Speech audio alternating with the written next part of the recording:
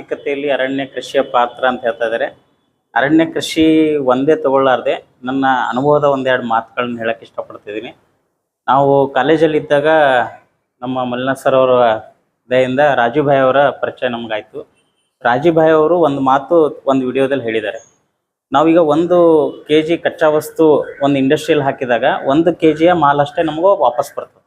ಅದರ ಕೃಷಿಯಲ್ಲಿ ನಾವು 1 ಕಾಳು ಹಾಕಿದ್ವಿ ಅಂತಂದ್ರೆ 100 ಕಾಳು ಬರ್ತವೆ.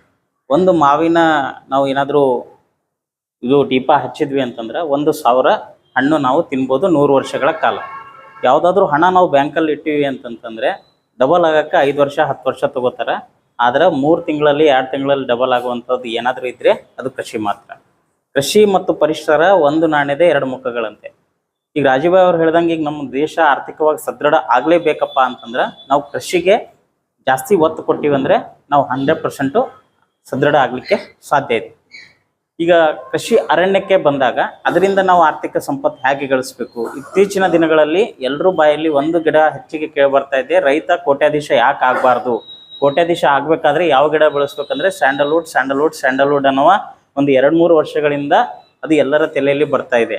ಈಗ ಅದು ಸ್ಯಾಂಡಲ್ವುಡ್ ಒಂದು ಬಹಳ ಎಲ್ಲ ಪಾಪ್ಯುಲರ್ ಆಯಿತು, ಎಲ್ಲರೂ ಹಚ್ಚಕ್ಕೆ ಸ್ಟಾರ್ಟ್ ಮಾಡಿದರು. ಕೊಪ್ಪಳ ಜಿಲ್ಲೆ ಒಂದು ಆರ್ಥಿಕವಾಗಿ ಹಿಂದುಳಿದ ಜಿಲ್ಲೆ ಅಂತ ಬಹಳಷ್ಟು ಜನರು ತಲೆಯಲ್ಲಿದೆ. ಆ ಕೊಪ್ಪಳ ಜಿಲ್ಲೆಯ ಒಬ್ಬ ಪ್ರಗತಿಪರ ರೈತನ ಮಗ ಇದ್ದಾರೆ, ಬಳುದ್ಗಿ ಅಂತ, ರಮೇಶ್ ಬಳುದ್ಗಿ ಅಂತ. ಈಗ ಇಲ್ಲಿ ಬರೋದಕ್ಕಿಂತ ಮುಂಚೆ ಅವ್ರ ಜೊತೆ ನಾವು ಮಾತಾಡ್ತಾ ಇದ್ದೆ. 10 ವರ್ಷಗಳ ಹಿಂದೆ ಕೊಪ್ಪಳ ಜಿಲ್ಲೆಯಲ್ಲಿ 0 ಎಕರೆ ಸ್ಯಾಂಡಲ್ವುಡ್ ಶ್ರೀಗಂಧ ಬೆಳೆ ಇತ್ತು. ಇವತ್ತಿನ ದಿವಸ 1,000 ಎಕರೆ ಸ್ಯಾಂಡಲ್ವುಡ್ ಬೆಳೆಯನ್ನು ಆ ಕೊಪ್ಪಳ ಜಿಲ್ಲೆಯಲ್ಲಿ ಅವರು ಬೆಳೆಸಿ ತೋರಿಸಿದ್ದಾರೆ. ಮುಂದೊಂದು ದಿನ ಕರ್ನಾಟಕ ಸರ್ಕಾರದ ಸಹಾಯದೊಂದಿಗೆ ಅಲ್ಲಿ ಸ್ಯಾಂಡಲ್ವುಡ್ದು ಒಂದು ಫ್ಯಾಕ್ಟ್ರಿ ಹಾಕಬೇಕು. ನಾವು ಹೆಂಗೆ ಮೈಸೂರು ಸ್ಯಾಂಡಲ್ ಸೋಪ್ ಮಾಡ್ತೀವಿ ಆ ರೀತಿ ಮೈಸೂರು ಸ್ಯಾಂಡಲ್ ಆಯಿಲು ಸೋಪು ಎಲ್ಲ ಕೊಪ್ಪಳ ಜಿಲ್ಲೆಯಲ್ಲಿ ಮಾಡಬೇಕು ಅನ್ನೋ ಉದ್ದೇಶ ಅವರು ಹೊಂದಿದ್ದಾರೆ. ಮೊದಲು ಫ್ಯಾಕ್ಟ್ರಿ ಮಾಡಬೇಕು, ಮೊದಲು ಗಿಡ ಬೆಳೆಸಬೇಕು ಅನ್ನೋದು ಪ್ರಶ್ನೆ ಬಂದಾಗ ಮೊದಲು ನಮ್ಮಲ್ಲಿ ಕಚ್ಚಾ ವಸ್ತು ಇದ್ದಾಗ ನಾವು ಅಲ್ಲಿ ಫ್ಯಾಕ್ಟ್ರಿ ಹಾಕ್ಬೋದು. ಈಗ 0 ಎಕರೆಯಿಂದ 1000 ಎಕರೆ 10 ವರ್ಷದಲ್ಲಿ ಅವರು ಮಾಡಿ ತೋರಿಸಿದ್ದಾರೆ. ಅವರಿಗೆ ನಾನು ಅದರ ಒಂದು ಅಂಕಿ ಅಂಶಗಳನ್ನು ಕೇಳಿದೆ. ಸರ್ 1 ಎಕರೆಯಲ್ಲಿ ಎಷ್ಟು ಹಚ್ಬೋದು? ಅವ್ರು ಹೇಳಿದರು, ನಾವು 1 ಎಕರೆಯಲ್ಲಿ 300 ಗಿಡಗಳನ್ನು ಹಚ್ಬೋದು. 10x10 ಇದ್ರೆ 400 ತನಕನೂ ನಾವು ಹಚ್ಬೋದು. ಒಂದು ಗಿಡ 35 ರೂಪಾಯಿಗೆ ಸಿಗುತ್ತೆ. ಅರಣ್ಯ ಇಲಾಖೆದರು ಸ್ವಲ್ಪ ಕಡಿಮೆ ರೇಟಿಗೆ ಕೊಡ್ತಾರೆ. ನೀವು ಪ್ರೈವೇಟಲ್ಲಿ ತೊಗೊಂಡ್ರೆ 35 ರೂಪಾಯಿಗೆ ಸಿಗ್ಬೋದು. ಆ ಗಿಡ ನಿಮಗೆ 15 ವರ್ಷದಿಂದ 25 ವರ್ಷದ ಒಳಗೆ 4 kg ಬರ್ಬೋದು. ಒಂದು ಒಳಗೆ ಹಾಟು ಇದು 6,000ದಿಂದ 15,000 ರೂಪಾಯಿಗೆ 1 kg ಹೋಗುತ್ತೆ ಅಂತ ಅವ್ರು ಹೇಳಿದ್ರು. ಒಂದು ಗಿಡ ನಮಗೆ ಎಷ್ಟು ಕೊಡ್ತಾ ಇದೆ ಅಂತ ಪೂರ್ತಿ 1 ಎಕರೆದ ಲೆಕ್ಕ ಹಾಕಿದರೆ 3 ಕೋಟಿ ರೂಪಾಯಿ ನಮಗೆ 15 ವರ್ಷದಲ್ಲಿ ಸಿಗ್ತಾ ಇದೆ. 1 ಎಕರೆಗೆ 1,000 ಎಕರೆ ಇದೆ ಕೊಪ್ಪಳದಲ್ಲಿ, ಎಷ್ಟು ಕೋಟಿ ಆಯಿತು ಅಂತ ನೀವೇ ಲೆಕ್ಕ ಹಾಕ್ಬೋದು. ಇದು ಕೇವಲ ಒಂದು ಸ್ಯಾಂಡಲ್ವುಡ್ ಗಿಡದಿಂದ. ಇದು ಪರ ಮತ್ತು ವಿರೋಧ ಎರಡೂ ಇದ್ದಾವೆ. ಸ್ಯಾಂಡಲ್ವುಡ್ ಬೆಳಿಬೇಕೋ ಬೇಡವೋ, ಕಳ್ಳತನ ಆಗ್ತವೆ, ಹಾವು ಬರ್ತವೆ, ಅದು ಆ ರೈತನ ಮೇಲೆ ಬಿಡ್ಬೇಕು. ನಾವು ಅವರಿಗೆ ಮಾಡು ಅನ್ನೋದು ಬೇಡ ಅನ್ನೋದು ನಮ್ಮ ಸ್ವತಂತ್ರ ಅಲ್ಲ. ಅದು ಆ ವಿಷಯ ಅವನಿಗೆ ಬಿಡೋದು, ಅವ್ನು ಮಾಡಲಿ ಬಿಡಲಿ. ಈ ರೀತಿ ನಾವು ಮಹಾಗನಿ ಮೊದಲು ಸ್ವಲ್ಪ ದಿವಸ ಹಿಂದೆ ಮಲ್ಲಿನಾಥ್ ಸರ್ ಅವರು ಪ್ರಾರಂಭ ಮಾಡಿದ್ದು ಇದು ಟೀಕ್ ಗಿಡ ಭಾಳ ಪರಿಚಯದಲ್ಲಿತ್ತು. ನಾನು ಕೃಷಿ PhD ಮಾಡಬೇಕಾದ್ರೆ ನಂದು ಕೃಷಿ ಪಂಡಿತರ ಮೇಲೆ ನನ್ನ ರಿಸರ್ಚ್ ಇತ್ತು. ನಾನು ಹಳ್ಳಿಗಳಿಗೆ 365 ಕೃಷಿ ಪಂಡಿತರ ಹೊಲಗಳಿಗೆ ಹೋಗಿ ಭೇಟಿ ಕೊಟ್ಟಾಗ ಗದಗಿನ ಒಬ್ಬ ವೀರಭದ್ರಪ್ಪ ಅನ್ನೋ ಒಬ್ಬ ರೈತ ತನ್ನ ಹೊಲದ ಬದುವು ಸುತ್ತ ಟೀಕ್ ಗಿಡ ಹಚ್ಚಿದ್ದ. ಸರ್ ಇದು ನನ್ನ ಪೆನ್ಷನ್ನು FD ಅಂತ ಅವ್ನು ಕರಿತಾ ಇದ್ದ. ಅದಕ್ಕೆ ನಮಗೀಗ ನಾನು ಗೌರ್ಮೆಂಟ್ ಎಂಪ್ಲಾಯ್ ಇದ್ದೀನಿ, ಆದರೆ ನಮಗೆ ಪೆನ್ಷನ್ ಇಲ್ಲ. ನ್ಯಾಷನಲ್ ಪೆನ್ಷನ್ ಸ್ಕೀಮ್ ಅಂಡರ್ ಬರ್ತೀವಿ. ನಮಗೆ ಈಗ ಎಷ್ಟು ಸ್ಯಾಲ್ರಿ ಬರ್ತಾ ಇದೆ ಸಡನ್ ಆಗಿ ಅದು ನಿಂತು ಬಿಡುತ್ತೆ. ನಾವೀಗ ಬೇಕಾಬಿಟ್ಟಿ ಖರ್ಚು ಮಾಡುವ ಒಂದು ಹ್ಯಾಬಿಟ್ ನಮ್ಗೆ ಬೆಳೆದಿರುತ್ತೆ, ಯಾಕಂದರೆ ನಮಗೆ ಸಂಬಳ ಬರ್ತಾರೆ. ಆದರೆ ಮುಂದೆ ಹೇಗೆ ಅದಕ್ಕೊಂದು ಏನೋ ಸ್ಕೀಮಲ್ಲಿ ದುಡ್ಡು ಹಾಕೋದು ಆ ಥರ ಎಲ್ಲ ನಮ್ಮ ಫ್ರೆಂಡ್ಸ್ ಮಾಡ್ತಿರ್ತಾರೆ. ಆದರೆ ರೈತ ಏನು ಮಾಡಬೇಕು?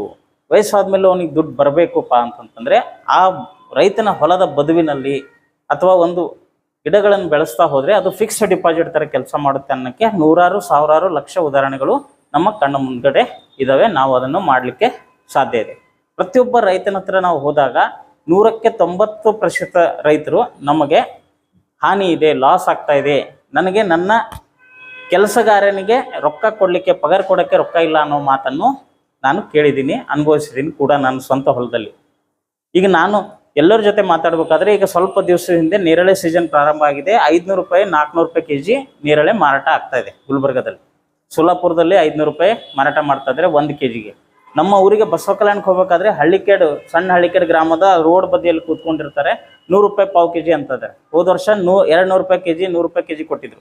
ಈ ವರ್ಷ 500 ರೂಪಾಯಿ ಕೆಜಿ ಕೊಡ್ತಾ ಇದಾರೆ. ನನಗೆ ಏನ್ ತಲೆಯಲ್ಲಿ ಹೊಳುತ್ತೆ ಅಂದ್ರೆ ನನ್ನ ಕೆಲಸಗಾರನ ಸಂಬಳ 1,25,000 ರೂಪಾಯಿ ಇದೆ.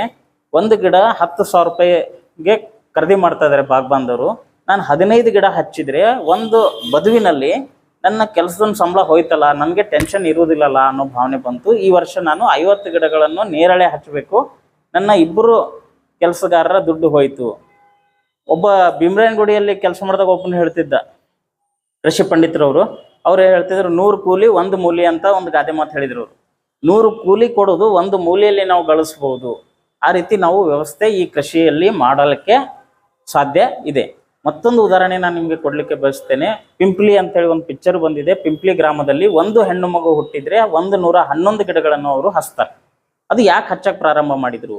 2005ರಲ್ಲಿ ಆ ಗ್ರಾಮ ಇರೋದು ರಾಜಸ್ಥಾನದಲ್ಲಿ. ರಾಜಸ್ಥಾನ ಅಂದ ಕೂಡಲೇ ನಮ್ಮ ಚಿತ್ರಪಟಲಕ್ಕೆ ಮನಸ್ಸಿಗೆ ಬರೋದು ಮರುಭೂಮಿ, ಅಲ್ಲಿ ಗಿಡಗಳಿಲ್ಲ, ಎಲ್ಲ ಕಡೆ ನೀರಿನ ಬರಗಾಲ ಇದೆ ಅಂತೇಳಿ.